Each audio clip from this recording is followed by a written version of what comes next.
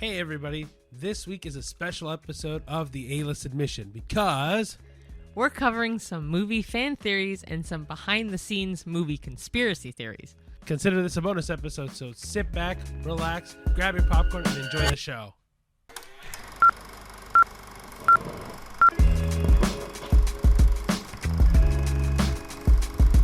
Hello everyone. Hey everybody. And welcome to a bonus episode of the A-List Admission. It's probably still going to be numbered the same. Me and China have been uncontested theories for this. Yeah, so essentially we are filming in advance. We are going away on vacation. Yeah, we're not saying where. No, we're not saying where. But we decided to film a couple videos for the interim while we were gone, so that way they will still get posted. Yeah, so this is just going to be a very short episode. That's why I'm calling it a bonus. Yeah, it's not going to have like a second half, a movie review. It's just going to be something fun, which, as we said in the intro, is all movie fan theories and behind-the-scenes conspiracies. Yeah, so we did 10 theories altogether, 7 about the fan theories and 3 of the conspiracies. Yes, and just so no one is too worried, all the movies that we did miss, we will catch up on, and we will review once we get back. Yeah, we'll do one big clump. Yeah, we'll probably do one episode. The episode back, we'll do a full. It'll be no second half, just reviews. Yeah, cool. All right. So, movie fan theories. So, yeah, I you know. can do the. Pardon? Sorry, go ahead. No, you go. All I was gonna say was I know a lot of people have different ideas for theories. Like people try to always make something into something else. Like, for example, we'll do the first one. Yeah, you can. It is the Pixar shared universe theory. So this one's a pretty common one. A lot of people have already talked about this. This is actually different than what I thought. Once I read the theory. Okay, go for it. No, you can read it. All right. So these include every Pixar movie ever made, like Toy Story, Up, WALL-E, all that. And the theory is that every Pixar film takes place in the same timeline, beginning with Brave, evolving into AI domination, and then ending with animals repopulating the Earth in Bug's Life. Yeah, and for AI domination, you forgot to mention it would be like WALL-E and The Incredibles. Right, sorry. But it's kind of fun because I know a lot of people try to tie, like there's already little things. The Easter eggs is what I thought this theory was, not this. So this one I've heard a lot about, but the Easter eggs help tie all that forward, right? So kind of going from you doing Brave, like how would you go from Brave to the next thing, right? That kind of thing. Yeah. I can see that. Yeah, I think it's very fun. I think Toy Story would be interesting to see. I guess Toy Story you can always put into the magic side of things. Yeah.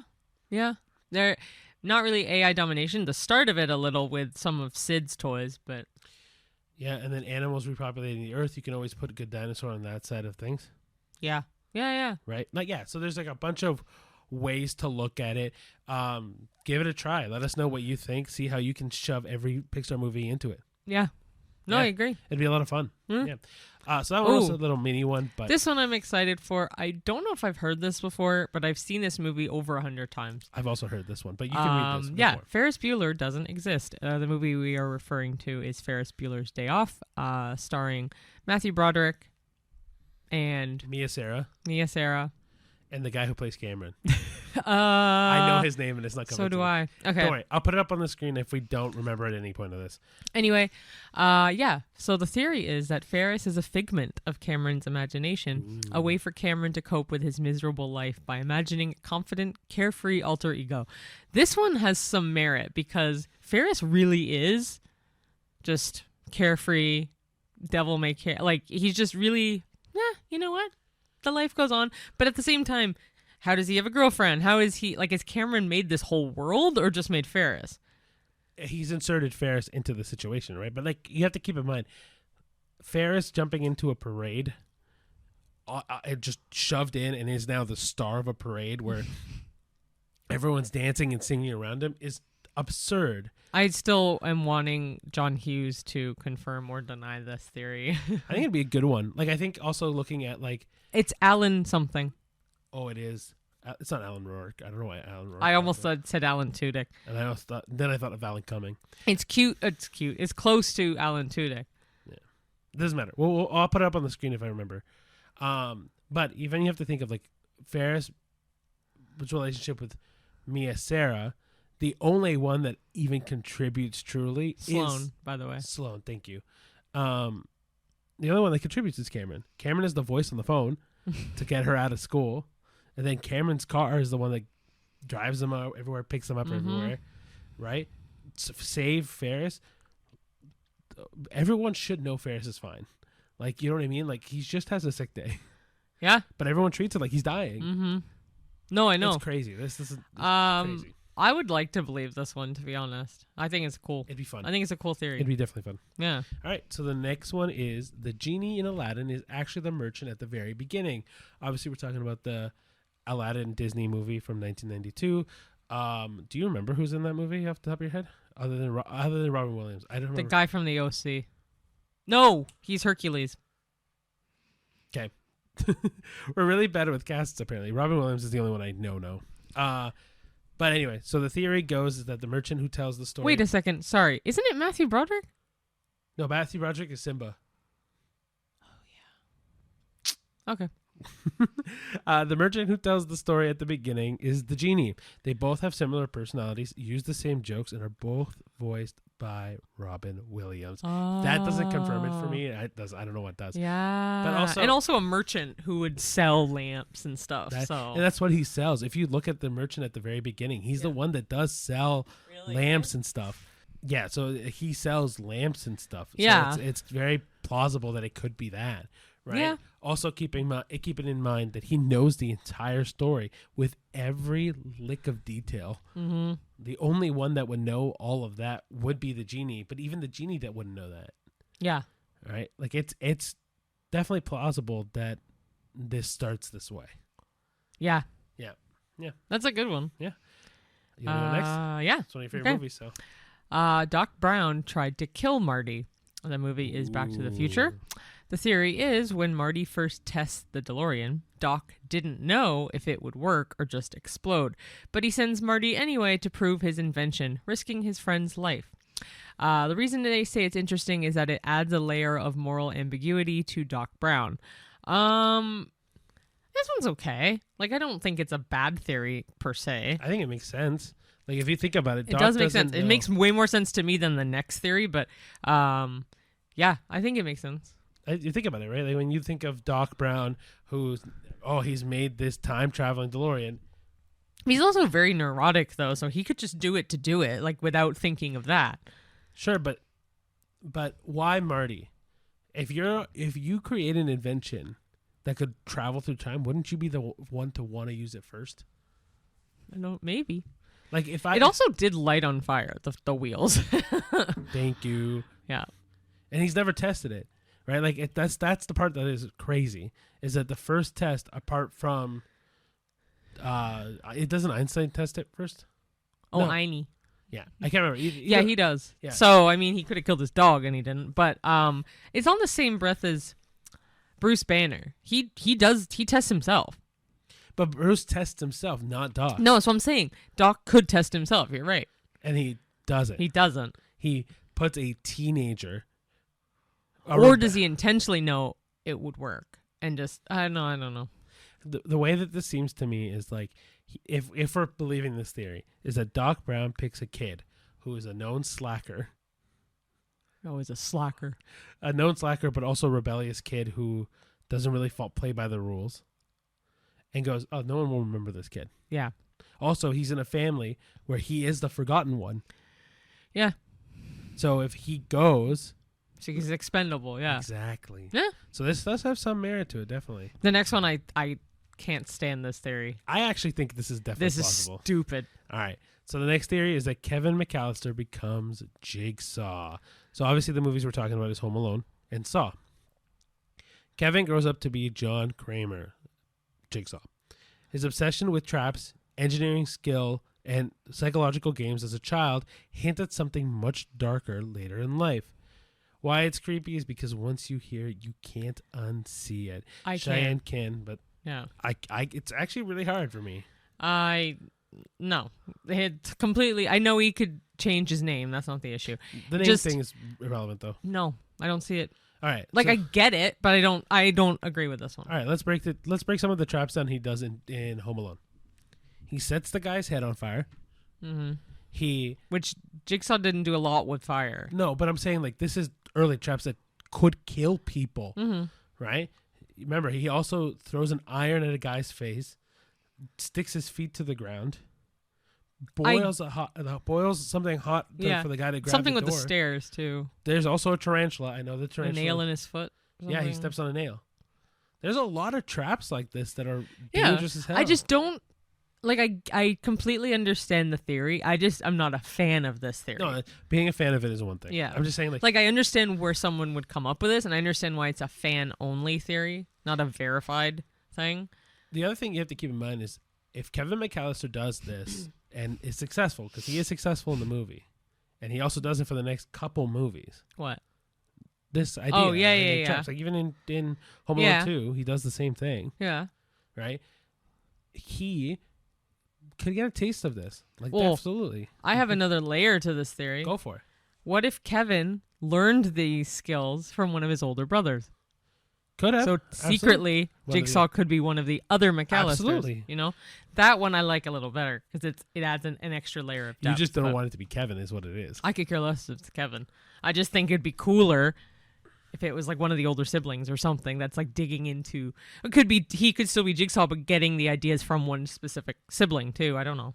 Yeah, or you can do it the other way where it's like the news, because obviously Kevin's going to be in the news. The news inspires a kid to do it himself. Mm-hmm. Yep. You want to go to the next one? Yeah.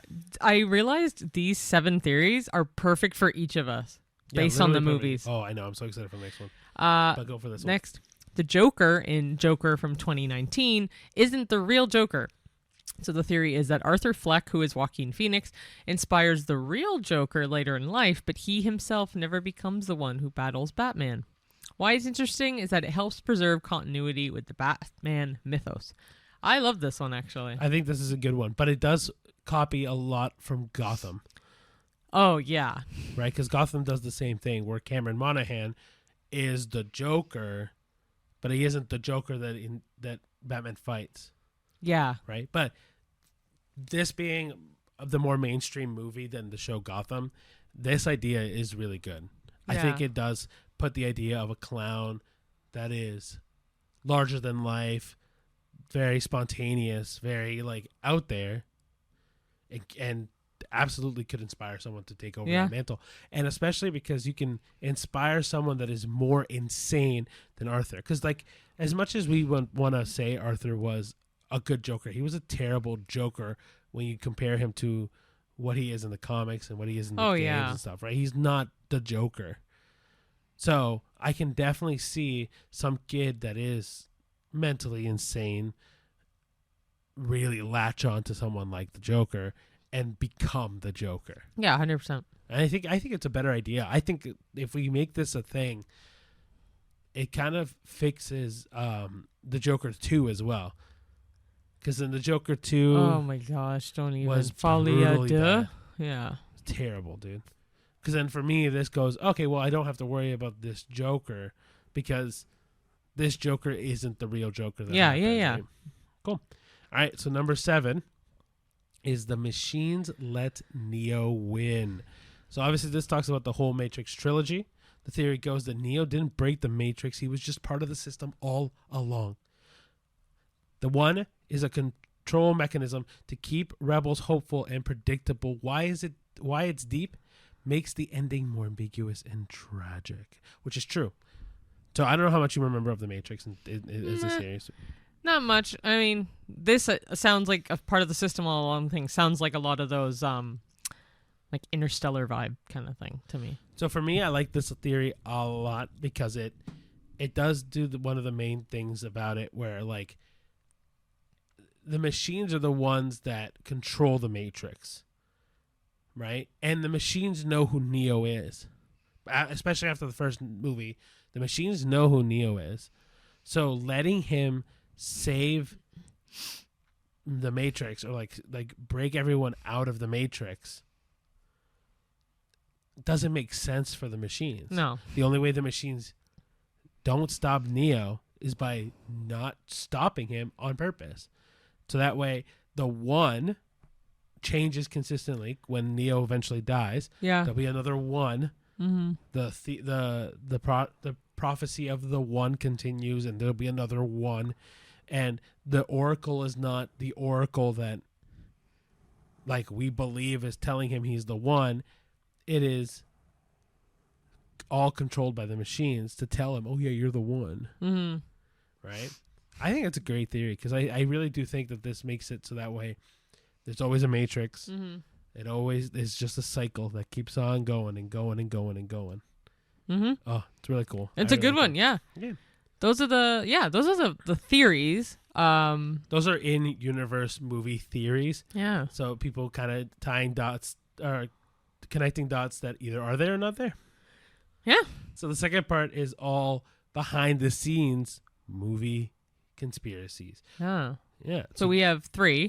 I was going to say I can do one, you can do one, and then we can kind of split the third one because there's a lot to digest with that. I kind of like that. Let's do it. Okay, I'll do the first one, which I have not heard this theory before, and I love it. It's actually really cool. So the movie is for The Shining, which is 1980. The moon landing was faked by Stanley Kubrick.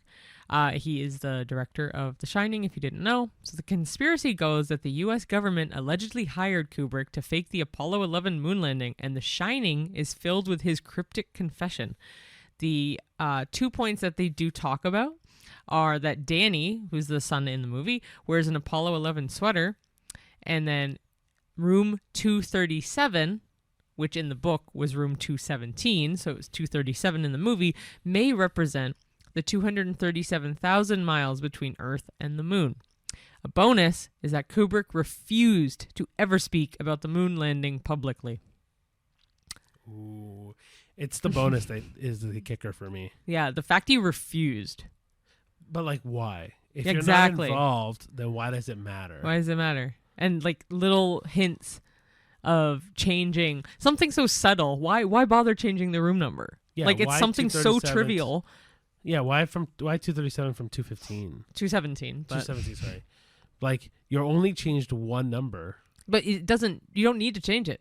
Like, it's in the book. I know. And it's such a trivial thing. Why bother changing it? Unless he was doing it for nostalgia, if he had a house that was that number or something. Right. But I really think that's bullshit. I think it's true. I don't think it's true. I think we actually landed on the moon. I think it's true that he may have had something to do with it. I don't think necessarily that the government hired him to fake the landing, but I do think he could have had something to do with it. I like to believe that he had filmed a fake moon landing if we couldn't get there. But I do think the moon landing is real. Yeah, I think. But I don't know. Like, I want to read more of these conspiracies with the moon landing because there's a lot to digest with that too. Yeah, I do think if we're taking that he filmed a moon landing, I think he faked a fake one in case they didn't actually make it to the moon. Yeah. Cool. All right, so the next one is The Omen. The Omen was cursed. So obviously we're talking about the original Omen, 1976. The conspiracy is, during filming, 1, Gregory Peck's plane was struck by lightning. 2, a crew member died in a car accident near a road sign that read Omen 66.6 kilometers. And 3, a trained animal handler was mauled to death. The conclusion is that many believe that the film was attracting dark forces. I don't think this is necessarily cursed. I think it's just bad planning. What do you mean? Or not bad planning. Number 2 is crazy coincidence. The third one is just a sad tragedy. I don't think it might have anything. Yeah, but if it was an animal in the movie, because I don't remember what animals are in the movie The Omen.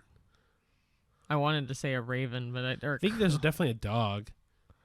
Oh, there is definitely a dog. So maybe the dog mauled the trainer? Maybe. I have no idea. I don't know if it necessarily means it was cursed, but I don't know. Three major things happened where it could definitely have led to someone dying. Yeah. Right? Like the fact that even Gregory Peck's plane goes struck by lightning, definitely minor because planes get struck by lightning kind of often-ish. but like not that's crazy. Mm-hmm. You know what I mean? Mm-hmm. So I don't know. It could be cursed. Like I mean, but there's a bunch of horror movies that have weird things that happen to them, right? So you never know. This could definitely happen. Maybe, especially if people want to play around with dark forces or like shit like that, right? Well, with the last one, this one I wholeheartedly believe was cursed because there's a ton of unexplained accidents that have happened and deaths and some demonic stuff with the Curse of the Exorcist, which came out in 1973. So the conspiracy is that the film was cursed, again, plagued by unexplained accidents, tragic deaths, and possibly even demonic forces. So there are a few different things here. I'll cover the first two. You can cover the next set, Sure. and I can cover this, and so on. Sound good? So there were a couple strange events on set. The set caught fire during filming. Specifically, Reagan's bedroom was untouched, but the rest of the set burned down, and no cause was ever officially determined. And then second, the director, William Friedkin, brought in a real priest to bless the set after continued unexplained events. Cool.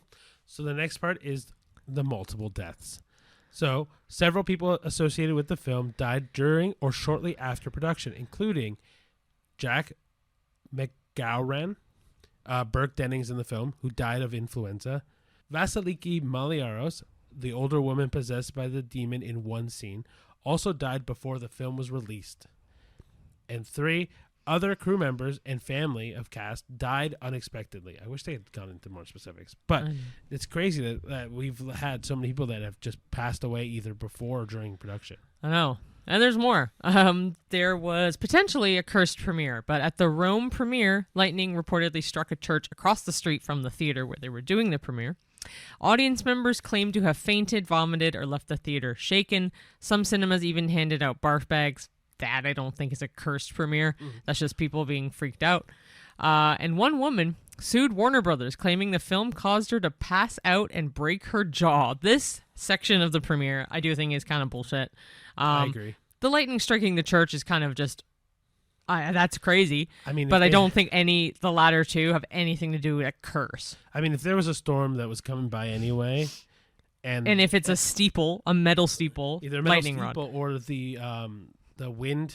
Yeah, I know, but churches don't usually have a lot of that. They have a cross that could be used as a lightning rod. Regardless, the people leaving with fainting and barf vomiting, bags and stuff, that's not uncommon. You have to keep in mind, this was 1973, was it? So like, people probably weren't used to movies like this. So they were probably vomiting because they were just scared. Yeah. But the woman that passed out, dude, again, like you probably just got freaked out and then broke your jaw. So the last part was use of real exorcisms. So it's rumored that some of the audio effects in the film were from real exorcism recordings, leading to accusations of spiritual contamination. The film is banned in several countries and has been blamed for allegedly triggering real demonic possessions. I mean, I could see why it was banned in several countries. So is like Clockwork Orange. Or even just lesser, like there are movies that are like Disney. Borat probably. Disney also has banned certain movies in Asia. They've banned it or Asia banned it? Sorry, Asian has banned them. Asia has banned it? Yeah. So like anything that shows gay stuff is typically. Oh, I thought that was in North Korea. No, typically. Probably that Asia too, as well. though. Yeah. So yeah, Exorcist, we have watched it. It is not scary. Back in the 70s, I could definitely see it would be scary. Like my mom saw it when it came out in theaters, and she was scarred for life. She does not like horror movies. She does like thrillers, but even like Carrie at the same time freaked her out too. So like for back in the day, it was probably a really freaky movie for good reason, because considering what we have now and then, a lot's changed. But yeah, Exorcist is one for the books when it comes to conspiracy theories for sure. I mean, there's always going to be movies that have weird circumstances around them, right? And so, and like we only mentioned 3. There's stuff like about the Wizard of Oz that people talk about all the time. Those aren't necessarily theories. There's a lot of bloopers, like a lot of movie mistakes. So one quick theory that I read just really quickly was that Judy Garland was apparently drugged the entire movie. I've heard that though. Yeah, but is it true or is it not true? No one knows. She died of a drug overdose, so I don't know if people just push that on because of that. But then there was also a lot of unexplained deaths in The Wizard of Oz. Really? 100%. Well, I know the the mercury poisoning Yeah. too, but again, not conspiracy. well, that was just and then she was like there was mercury in the paint. Like Well, and then the woman who played the Wicked Witch that's also that's what I'm talking about. she got burned from the Yeah. Oh, is that the mercury? Yeah, poison? yeah. Oh, I didn't know that one. Or like mercury burns, essentially. Yeah. There's a lot of other theories out there, so let us know what your favorite theory is. And then for those that want to talk about the in-universe theories, let us know what your favorite is. Like, we talked about the Pixar one. We've talked about Matrix. We've talked about a bunch of them, right? So let us know. Like, even if you want to bring your own. Like, for example, I've heard that the whole, in Titanic, not that we've seen Titanic, that Jack isn't real. So, I thought you were going to say the one where Inception starting and Titanic ending. Remember? Oh, I don't know that one. I don't remember that one. Oh, that Jack is Leo in Inception. Remember how he cool. starts in the water? Yeah. He like dies in the water in Titanic. Oh, interesting. Yeah, there's some theory That's about cool. this. Yeah, so I mean, like we're just scratching the surface of a bunch of different theories, a bunch of different in universe theories, and I mean, like even if we go into the Marvel stuff, like how many? Oh my gosh, that's too long. No, but I'm saying like Marvel's really good at like tying threads to movies and stuff. So other movies might be doing the same, and we just don't know it yet. Yeah. Right. So, very quickly, thank you so much, everyone, for watching this episode. I know it's tiny. It's only going to end up being around a half hour anyway, maybe less. Maybe less, but it's just to give you guys something while we're relaxing. Yeah. But yeah, thank you so much for watching. Follow us along on any social media that you might follow. So like YouTube, Spotify, anything podcast related, Twitter, Facebook, Instagram, TikTok, Letterboxd, Threads, you name it. We have it all. These are just our opinions for all of these. Well, for theories. this, it does not really, but these are our opinions. These are for facts, or like these are not facts. These are not ours. These are theories we found online. Of course, but these are just our opinions on the theories. What we believe is real, what we believe is not real. Yeah. People might fight on that. So, hey, I'm just saying that these are just our opinions for those. Yep.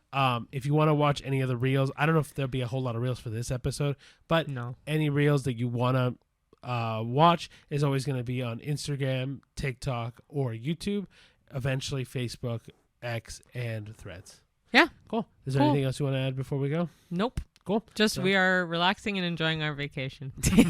So thank you very much, everyone. We'll get ready for movie reviews when we come back, and we'll see you at the movies. See you there. Bye. Bye.